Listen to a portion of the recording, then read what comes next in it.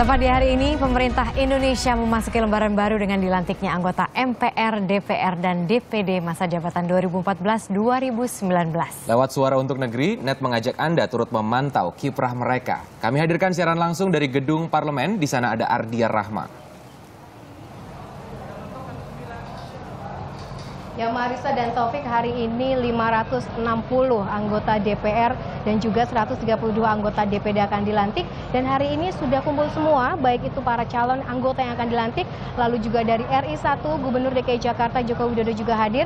Tidak hanya para anggota dan pejabat yang datang, juga kerabat dan keluarga juga hadir di sini. Marisa dan Taufik. Nanti kita juga tentunya akan menantikan informasi selengkapnya langsung dari sana bersama Ardiana Rahma. Di sini juga kami akan menghadirkan perbincangan menarik dengan tamu-tamu di studio. Sumpah jabatan hari ini mengawali tugas anggota DPR, DPD, dan MPR 5 tahun ke depan. Berbagai peluang, tanggung jawab, dan realitas politik terbaru menanti mereka di Senayan.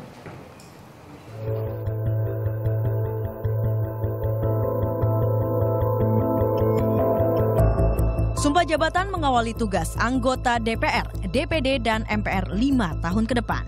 Berbagai peluang, tanggung jawab, dan realitas politik terbaru terbentang di Senayan. Pemilu legislatif pada 9 April 2014 diikuti 5.608 calon legislatif dari 12 partai politik. Pesta demokrasi ini akhirnya menghasilkan 560 orang yang akan duduk di kursi DPR RI. Komposisi anggota DPR terdiri dari 10 fraksi partai politik. Fraksi PDI Perjuangan sebagai partai pemenang pemilu menyumbang 109 anggota, 91 anggota dari fraksi Partai Golkar, 73 anggota dari fraksi Partai Gerindra. Di luar tiga besar itu, perolehan kursi terbagi ke 7 fraksi lain, yaitu Partai Demokrat, PAN, PKB, PKS, PPP, Partai Nasdem, dan Partai Hanura.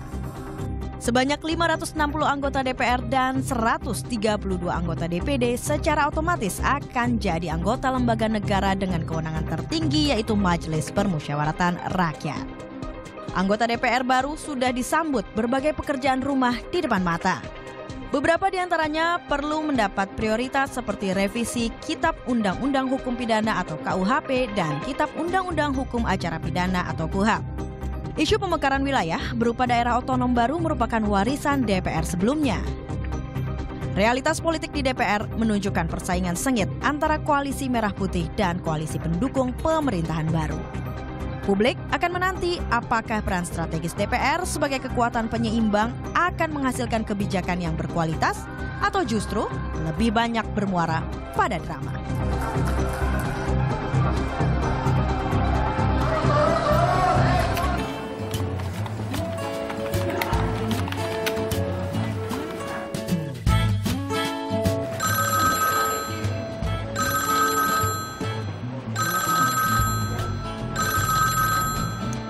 Halo, wah selamat ya sudah dilantik hari ini, tapi inget loh kalau sidang jangan suka tidur. Jangan suka bolos. Masa kalau rapat ruangannya kosong melulu? Aksinya dong, jangan ngomong doang. Awas korupsi, ntar ditangkap KPK. Jadi pejabat, kelakuan jangan seenaknya. Yang pasti dengerin yang kami mau. Ingat ya, jangan kecewain kita, kan udah saya pilih. Oh ya, satu lagi, Pancasila sama lagu kebangsaan jangan sampai nggak hafal. Malu dong sama rakyat, oke?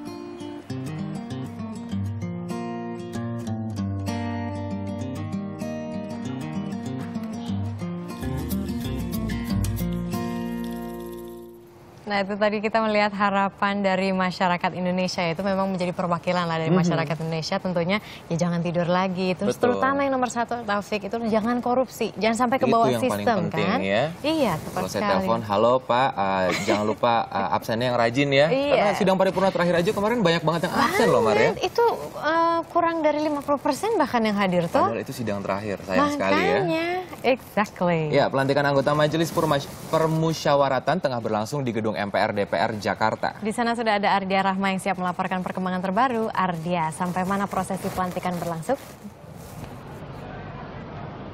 Marisa dan Taufik, pelantikan akan segera dimulai dan beberapa saat yang lalu kami bertemu beberapa politisi baik itu dari Koalisi Merah Putih maupun dari Partai Koalisi PDI Perjuangan baik itu Hanura maupun dari Nasdem.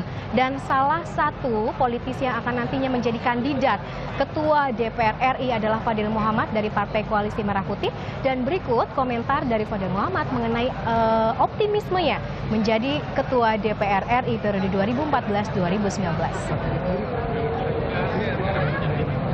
Maaf Pak, kayak omongan ke Koalisi Merah Putih sendiri. Oh, sudah ada kesepakatan kita di Koalisi Merah Putih, Ketua DPR dari Partai Golkar, Wakil-wakil ketua dari para anggota yang lain 4 orang. Sudah ada. Kalau di pusat itu berapa persen ya? Marisa dan Taufik, selain komentar-komentar para politisi yang nantinya akan menduduki pimpinan di DPR, nanti juga akan dibahas mengenai siapa yang akan memimpin MPR dan juga pimpinan-pimpinan lain di DPR. Dan itu nanti akan dilaksanakan pada hari ini dan juga beberapa hari ke depan hingga akhirnya nanti dipilih siapa ketua dari DPR, apakah dari partai di Koalisi Merah Putih ataukah dari partai pendukung Jokowi JK, PD Perjuangan, Nasdem atau Hanura. Marisa dan Taufik. Baik, Ardia Rahma. Berarti memang dengan disahkannya juga Undang-Undang MD3 itu, kemungkinan besar memang yang akan menjadi pentolan-pentolan di DPR itu adalah yang dari Koalisi Merah Putih. Betul, karena sistem pemilihan ketua DPR sendiri ini berubah ya, Marisa ya. Jika sebelumnya ini otomatis menjadi milik pemenang pemilu, di sistem yang baru ini nantinya akan berdasarkan voting dan dengan sistem paket ya. Jadi harus melibatkan fraksi-fraksi yang berbeda dan dari KMP sendiri. Katanya sih akan memajukan ketua DPR ini dari Golkar, ketua MPR dari Demokrat. Apakah Fadil Muhammad itu menjadi salah satunya? Kita lihat nanti ya, akan seru nih tampaknya nih ya. Iya, tepat sekali. Nah, di segmen berikutnya akan ada Johan Budi dari Komisi Pemberantasan Korupsi. Perbincangannya akan hadir usai jeda, tetap di Suara untuk Negeri.